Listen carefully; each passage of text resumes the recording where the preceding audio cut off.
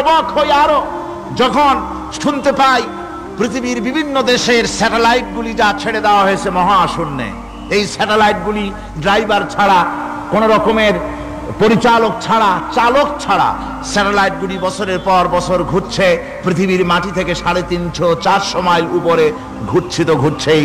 দুনিয়া থেকে ছবি নিউজ ক্যাচ করছে, সিএনএন, তারপরে স্টার টিভি ইত্যাদিতে সেগুলিকে তারা ছুড়ে দিচ্ছে।